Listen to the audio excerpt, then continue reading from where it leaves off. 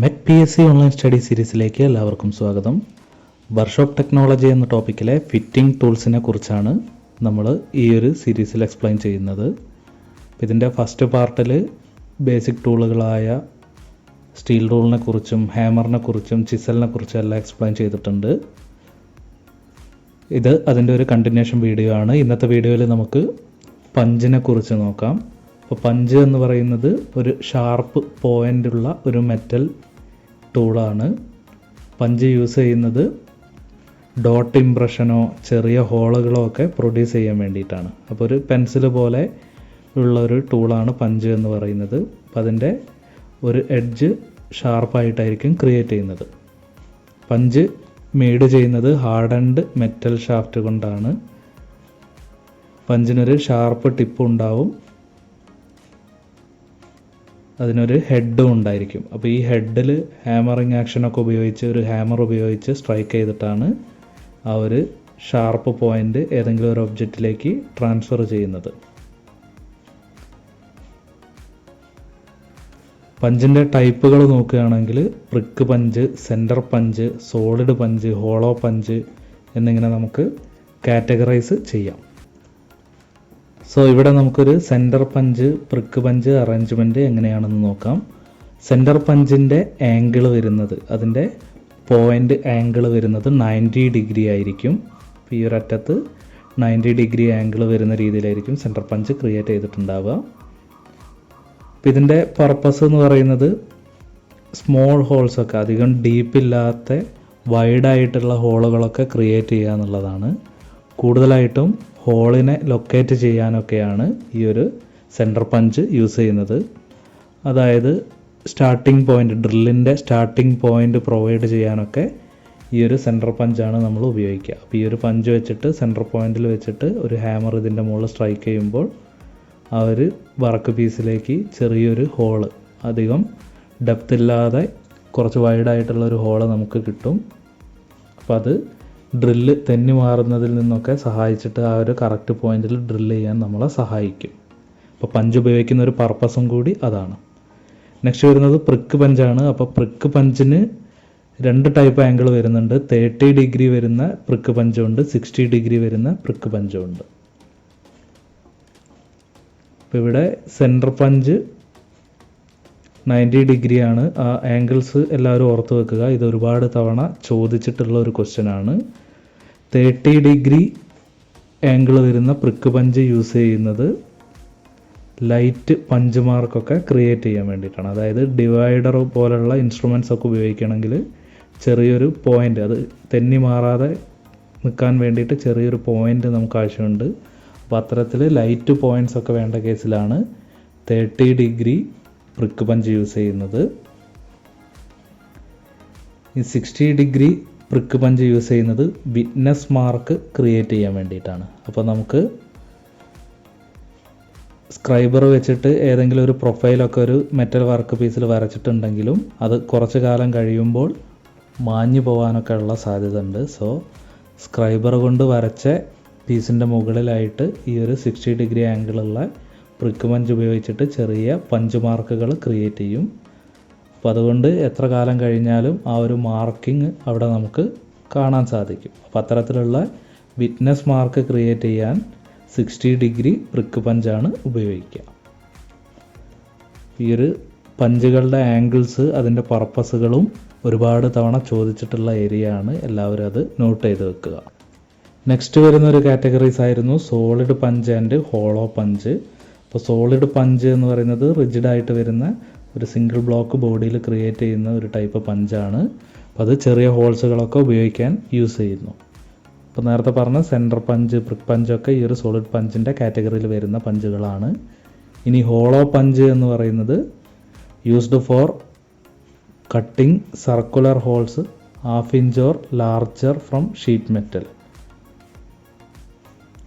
Circular ഹോൾസുകൾ create ചെയ്യാൻ വേണ്ടിയിട്ട് ഉപയോഗിക്കുന്ന ഒരു ടൈപ്പ് പഞ്ചാണ് ഹോളോ പഞ്ച് എന്ന് പറയുന്നത്.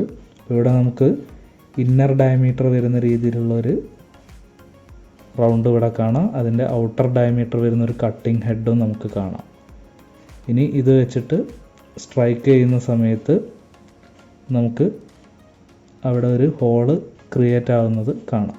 അപ്പോൾ ഇത്തരത്തിൽ തിക്നെസ് കുറഞ്ഞ ഷീറ്റ് മെറ്റലിലൊക്കെ വർക്ക് ക്രിയേറ്റ് ചെയ്യാനൊക്കെ വേണ്ടിയിട്ടാണ്, ഹോൾസുകൾ ക്രിയേറ്റ് ചെയ്യാനൊക്കെ വേണ്ടിയിട്ടാണ് ഈ ഒരു ഹോളോ പഞ്ചുകൾ ഉപയോഗിക്കുന്നത്. അപ്പോൾ കുറച്ചുകൂടി വലിയ ഹോൾസ് ആയിരിക്കും, നോർമൽ സോളിഡ് പഞ്ചിനേക്കാളും കുറച്ചുകൂടി വലിയ ഹോളുകളൊക്കെ ക്രിയേറ്റ് ചെയ്യാൻ ഈ ഒരു ഹോളോ പഞ്ച് നമ്മളെ സഹായിക്കും.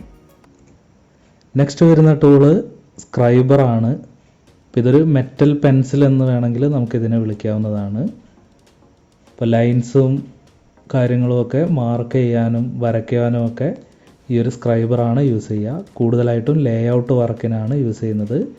It is necessary to scribe lines to indicate the dimensions of work pieces to be filed or machined. ഇപ്പോൾ മെഷീൻ ചെയ്യാനോ ഫയൽ ചെയ്യാനോ ഒക്കെ ഉള്ള വർക്ക് പീസിൽ, അതായത് മെറ്റാലിക് വർക്ക് പീസിൽ അതിൻ്റെ ഡയമെൻഷൻസ് ഒക്കെ മാർക്ക് ചെയ്യുന്നത് ഈ ഒരു സ്ക്രൈബർ ഉപയോഗിച്ചിട്ടായിരിക്കും. അപ്പോൾ സ്ക്രൈബറിൻ്റെ പർപ്പസ് എന്ന് പറയുന്നത് ഇത് തന്നെയാണ്, വരയ്ക്കുക എന്നുള്ള പർപ്പസിനാണ് യൂസ് ചെയ്യുന്നത്. ഹൈ കാർബൺ സ്റ്റീൽ കൊണ്ടാണ് ഇത് ക്രിയേറ്റ് ചെയ്തിരിക്കുന്നത്, കൂടാതെ ഹാർഡനിങ്ങും ചെയ്തിട്ടുള്ളതായിരിക്കും. ഇതിൻ്റെ എഡ്ജ് എന്ന് പറയുന്നത് വെരി ഷാർപ്പായിരിക്കും. അപ്പോൾ അത്രയും ഷാർപ്പായാൽ മാത്രമുള്ളൂ നമുക്ക് നേർമയായിട്ടുള്ള ലൈനുകളും കാര്യങ്ങളൊക്കെ നമുക്ക് വരച്ചെടുക്കാൻ പറ്റുകയുള്ളൂ. പിന്നെ സ്ക്രൈബേഴ്സ് ഡിഫറെൻറ്റ് സൈസിലും ഷേപ്പുകളിലും ഒക്കെ അവൈലബിൾ ആയിരിക്കും. പ്ലെയിൻ സ്ക്രൈബർ എന്ന് പറയുന്ന സ്ക്രൈബറാണ് മോസ്റ്റ് കോമൺലി യൂസ് ചെയ്യുന്നത്. ഇവിടെ സ്ക്രൈബറിൻ്റെ ഒരു ബേസിക് അറേഞ്ച്മെൻറ്റ് നമുക്ക് കാണാം. ഈ ഒരു ഗ്രിപ്പിംഗ് ഏരിയ നമുക്ക് ഇതിനെ ഹോൾഡ് ചെയ്യാൻ വേണ്ടിയിട്ടുള്ള ഒരു ഏരിയ ആണ്. ഒരു സ്ട്രെയിറ്റ് പോയിൻറ്റും ഉണ്ടാവും, ബെൻഡ് പോയിൻറ്റും ഉണ്ടാവും. അപ്പോൾ ഇവിടെ സ്ക്രൈബിങ് ചെയ്യുന്ന മെത്തേഡ് കാണിച്ചിരിക്കുന്ന ഒരു ട്രൈ സ്ക്വയറിൻ്റെ സഹായത്താൽ പെർപെൻഡിക്കുലർ ലൈൻസ് ഒക്കെ വരയ്ക്കുന്നതൊക്കെ നമുക്കിവിടെ കാണിച്ചിട്ടുണ്ട്. ഒരു പെൻസിൽ പോലെ മെറ്റലിൽ ലൈൻസുകളും കാര്യങ്ങളൊക്കെ മാർക്ക് ചെയ്യാൻ വേണ്ടിയിട്ട് യൂസ് ചെയ്യുന്നൊരു ടൂളാണ് സ്ക്രൈബർ എന്ന് പറയുന്നത്.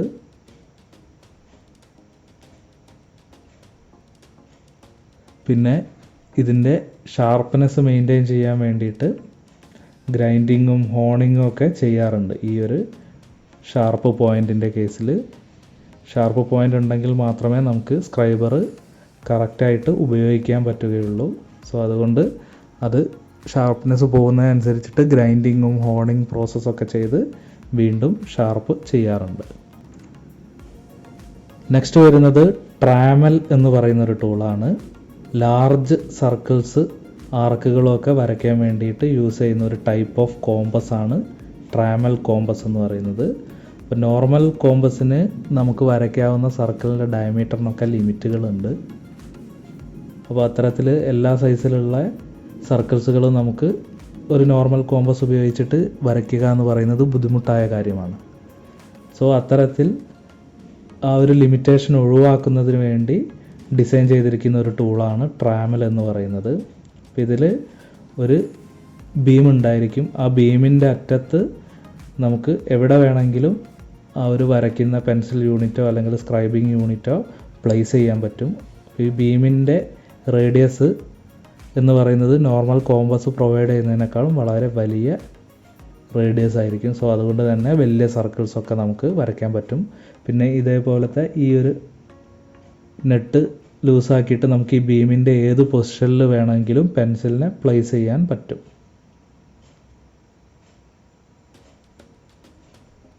ലാർജ് സർക്കിൾസും ആർക്കും വരയ്ക്കാൻ വേണ്ടി യൂസ് ചെയ്യുന്ന ടൂളാണ് ട്രാമൽ. അതിൻ്റെ 2 പിന്നുകളും നമുക്ക് ആ ബീമിൻ്റെ ഏതറ്റത്തേക്ക് വേണമെങ്കിലും ഏത് പൊസിഷനിലേക്ക് വേണമെങ്കിലും ഈ ഒരു സ്ക്രൂവിൻ്റെ സഹായത്താൽ ട്രാവൽ ചെയ്യിക്കാൻ പറ്റുന്നതാണ്. നെക്സ്റ്റ് വരുന്നൊരു ടൂളാണ് ഗ്രൂവർ എന്ന് പറയുന്നത്. അപ്പോൾ ഇത് കൂടുതലും ഷീറ്റ് മെറ്റൽ ഓപ്പറേഷൻസിനൊക്കെയാണ് ഉപയോഗിക്കാറ്. ഇപ്പോൾ ഷീറ്റ് മെറ്റൽ ജോയിൻറ്റ്സ് ഒക്കെ കറക്റ്റ് ടൈറ്റ് ആക്കാനൊക്കെ വേണ്ടിയിട്ട് ഉപയോഗിക്കുന്ന ഒരു ടൈപ്പ് ടൂളാണ് ഗ്രൂവർ എന്ന് പറയുന്നത്. അപ്പോൾ ഇതൊരു ജോയിൻറ്റ് നമുക്ക് ഇവിടെ കാണാൻ പറ്റും. ഒരു ആൻവിലിൻ്റെ മുകളിലോ സ്റ്റേക്കിൻ്റെ മുകളിലോ വെച്ചിരിക്കുന്ന ഒരു ഷീറ്റ് മെറ്റൽ ജോയിൻറ്റ്, അതിനെ ടൈറ്റ് ചെയ്യുക എന്നുള്ളതാണ് ഈ ഒരു ഗ്രൂവറിൻ്റെ ഫങ്ഷൻ. അപ്പോൾ ഈ ഒരു ഗ്രൂവർ ടൂൾ ഉപയോഗിച്ചിട്ട് ഇതിൽ ഹിറ്റ് ചെയ്യുന്ന സമയത്ത് ഒരു ടൈറ്റ് ജോയിൻറ്റ് നമുക്കവിടെ കിട്ടുന്നതാണ്. ഗ്രൂവർ അവൈലബിൾ ആവുന്ന സൈസ് എന്ന് പറയുന്നത് 3mm 4mm 5mmലൊക്കെ അവൈലബിൾ ആണ്. പിന്നെ ഗ്രൂവറിൻ്റെ സൈസ് നോക്കുകയാണെങ്കിൽ അതിൻ്റെ ഫോൾഡിൻ്റെ സൈസ് എത്രയാണോ വരുന്നത് അതിനേക്കാളും 1.5mm വൈഡർ ആയിരിക്കും. എന്നാൽ മാത്രമേ ആ കറക്റ്റ് ടൈറ്റ് ജോയിൻ്റ് നമുക്ക് കിട്ടുകയുള്ളൂ. പിന്നെ തിക്കർ മെറ്റീരിയൽസ് ആവുന്ന സമയത്ത് 3mm വരെ അതിൻ്റെ വിഡ്ത്ത് ഇൻക്രീസ് ചെയ്യാറുണ്ട്. പിന്നെ വിഡ്ത്ത് എത്രയാണ് എന്നുള്ളത് അതിൻ്റെ ബോഡീൻ്റെ മുകളിൽ മാർക്ക് ചെയ്യും. അപ്പോൾ അതിനനുസരിച്ച് നോക്കിയിട്ടാണ് നമ്മൾ ഈ ഒരു ഗ്രൂവർ ഉപയോഗിക്കാറുള്ളത്. അപ്പോൾ ഗ്രൂവറിനെ ലോക്ക് ചെയ്യുന്നത് എങ്ങനെയാണ് എന്നുള്ളത് നമുക്കിതിൽ നോക്കാം. ഈ രീതിയിൽ ജോയിൻറ്റ് പ്ലേസ് ചെയ്യുന്നത് അതിൻ്റെ മുകളിൽ ഗ്രൂവർ പ്ലേസ് ചെയ്യും. പിന്നെ ഒരു മാലറ്റിൻ്റെയോ ഹാമറിൻ്റെയോ സഹായത്താൽ ചെറിയ സ്ട്രൈക്കിംഗ് ഫോഴ്സ് കൊടുക്കുന്ന സമയത്ത് അത് കറക്റ്റ് പൊസിഷനിലേക്ക് വരാൻ വേണ്ടിയിട്ട് സഹായിക്കും. ലാസ്റ്റ് ഹാമറിങ് ചെയ്തതിന് ശേഷം നമുക്ക് ഈ ഒരു ജോയിൻറ്റ് കറക്റ്റായിട്ട് കിട്ടും.